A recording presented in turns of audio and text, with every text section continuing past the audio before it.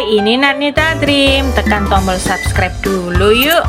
Dan selamat menonton. Terumbu karang yang memanas. Saat matahari terbit, Maria berlari di sepanjang pantai. Dia mencari sahabatnya, Hoki-Hoki. Maria melihat kepala Hoki-Hoki muncul ke permukaan. "Oh, aku suka air pasang," kata Maria. "Aku jadi lebih mudah menemukanmu." Hoki-Hoki terdiam. "Ada apa?" tanya Maria pada temannya itu. "Oh Maria, para tetua terumbu karang bertemu tadi malam. Mereka hanya bertemu jika ada masalah besar. Bahkan bulan pun ikut menyimak." Rani, kerang yang berusia 100 tahun, berbicara pertama di pertemuan itu. Rani berkata, "Aku sudah hidup selama 100 tahun. Semuanya berubah. Air laut sekarang menjadi lebih panas. Ikan-ikan berukuran lebih kecil. Terumbu karang tampak semakin lemah. Sekarang lebih sulit bagi kami untuk menemukan bahan-bahan yang diperlukan untuk membangun dan memperbaiki cangkang kami. Beberapa dari kami tidak bisa mendengar lagi," kata Oti, seekor ikan buntal. "Beberapa di antara kami juga berubah, contohnya aku." Raja berbicara atas nama keluarga gurita. "Kami bisa makan apa saja. Kami selalu lapar." Terumbu karang telah kehilangan banyak rumput laut dan polip karang. Seru kali, seekor ikan kakak tua.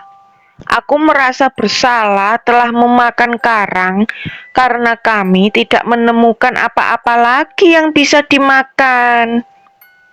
Kali kemudian tiba-tiba terdiam ketika mendengar teriakan kencang. "Lantas, siapa yang akan membuat pasir?" seru Hoki-Hoki. Hoki-Hoki tahu bahwa ikan kakak tua besar dapat menghasilkan lebih dari 2000 kilogram pasir setiap tahun. Pasir itu berasal dari karang yang dimakannya. "Oh tidak, Hoki-Hoki. Tidak ada karang berarti tidak ada pasir. Dan tidak ada kamu," isak Maria. "Kita harus melakukan sesuatu," kata Maria. Maria berlari secepat kilat menuju rumahnya. "Ibu, ibu, ibu," teriaknya. "Aku mungkin akan kehilangan temanku, Hoki-Hoki." Ibu memeluk Maria erat-erat sampai dia tenang. "Ayo kita bicara dengan ayah dan kakek," kata ibu kemudian. Maria lalu menceritakan kembali apa yang dikatakan Hoki-Hoki tentang terumbu karang yang memanas. Ayah dan kakeknya mendengarkannya dengan seksama. Keesokan harinya, kakek mengadakan rapat desa. Para nelayan menjelaskan apa yang tengah terjadi di bawah laut. Mereka ingin membantu. Keesokan paginya, dua sahabat bertemu di pantai seperti biasa. "Hoki-Hoki, halo Maria." Para nelayan setuju untuk berhenti mengganggu terumbu karang selama 1 tahun, Hoki-Hoki. "Benarkah Maria? Aku berharap dengan itu terumbu karang akan berhenti memanas," ujar Hoki-Hoki.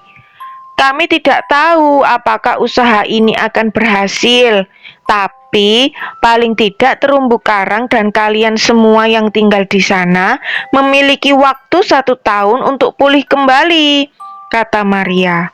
"Kami akan menanam jenis karang baru, jenis karang yang menurut para ilmuwan kuat menahan panas. Kita tunggu saja kalau begitu."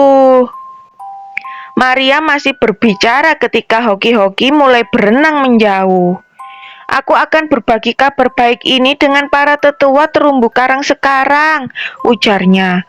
Hoki-Hoki berenang cepat, lebih cepat dari yang pernah ia lakukan dalam hidupnya.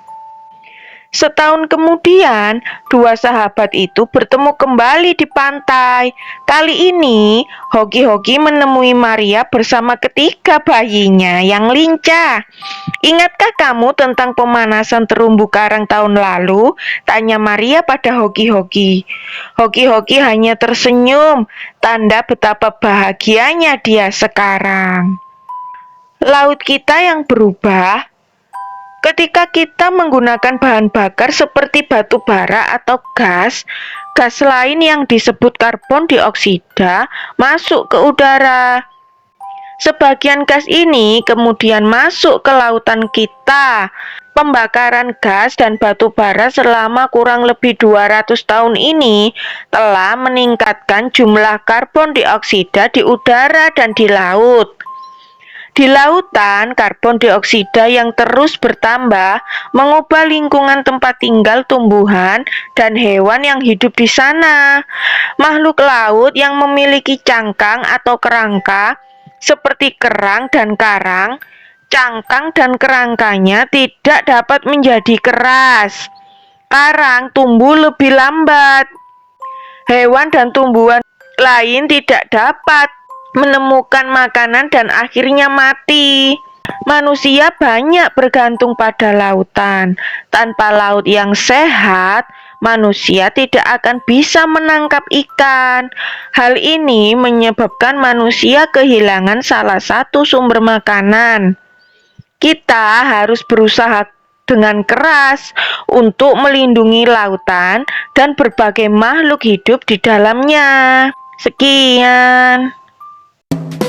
Terima kasih sudah menonton Natmita Dream. Dan sampai jumpa di cerita selanjutnya ya. Bye.